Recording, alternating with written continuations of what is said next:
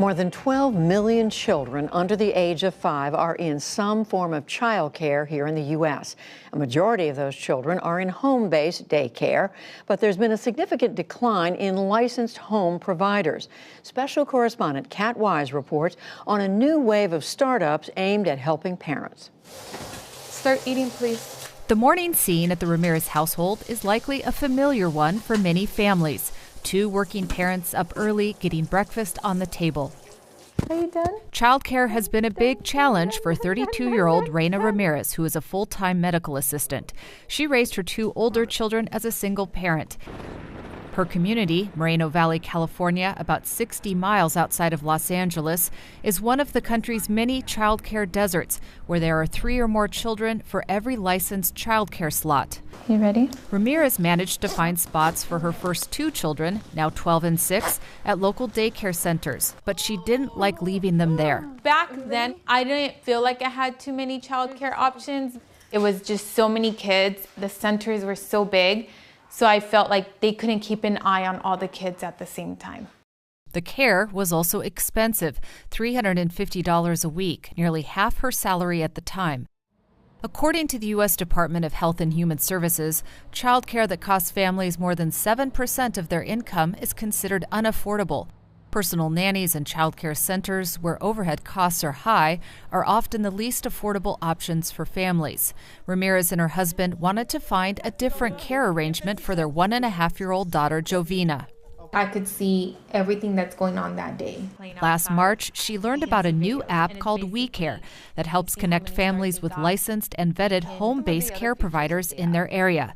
Morning. Now she walks Jovina a short distance to a daycare where she's paying about $500 less a month, and drop-offs are a lot easier.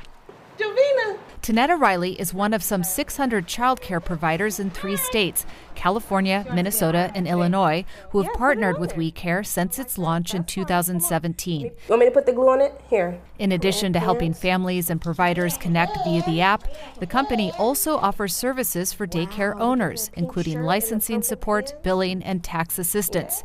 WeCare takes a percentage of the monthly tuition parents pay through the app, usually around 10%.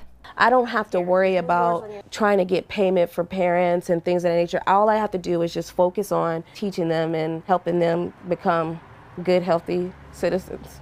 Look at you. Riley used to work at a daycare where she made just $10 an hour and her family struggled financially.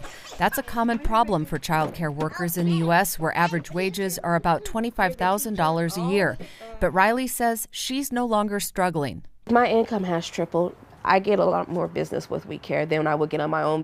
WeCare is not the only startup focused on the home-based childcare market. Companies like Wonder School and My Village have a similar focus. All have eyes on the prize, the U.S. childcare industry's $47 billion of annual revenue. I want early childcare to not be an issue anymore. We've been growing 30% month over month, so yay. Jessica Chang is the CEO and co-founder of WeCare, which is based in a startup meets daycare office in Venice Beach, California. Chang started the company after having a difficult time finding care for her first child. We want to increase the supply of home daycares because we actually think that is the solution for early childcare, but we also want to improve the quality. The state of California really licenses for safety. That's the number one thing.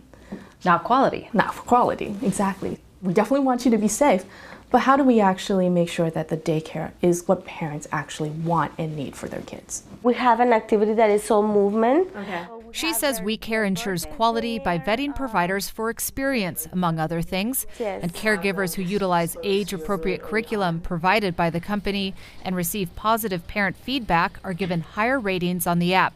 Chang also wants to help families find care they can afford. A lot of preschools charge $1,000 to $2,000 a month, while home daycares actually are a lot more affordable. They're about 30 to 40% cheaper than preschools. But even those lower rates are a stretch for some. It's been beyond stressful. Brianna Braun is a 29-year-old single mother in Van Nuys, California. She recently returned to her job as a manager at Best Buy after giving birth to her son, Kyrie. She says she tried to find care for him on WeCare and other childcare apps, but the providers near her were out of her price range. For his age, they were ranging anywhere between $250 a week up to, I think the most expensive one I found was $400 a week. If I were to pay $250 a week, that would be almost half my salary a month. And then, on top of rent, utilities, food, if he needs anything, it's definitely just not workable for me. You ready? Okay, go back to sleep. Childcare is now a daily scramble for Braun. She's out the door most mornings before 5 a.m. so she can drop Kyrie off with a friend an hour out of her way and get back to work on time.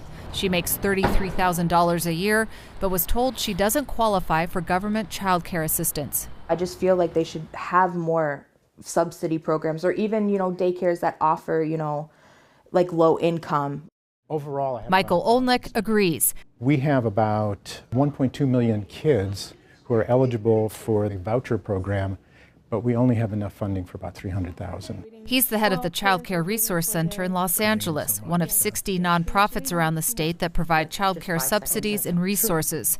Olnick says the new wave of startups may be helpful for some, but they don't address underlying market realities. It works in certain parts of Los Angeles, probably works in certain parts of Miami, New York, but in San Bernardino County or rural Iowa, it's not going to work. Parents can't afford the true cost. You can't charge enough money in most of the working class communities, lower income communities, to make it worth your while.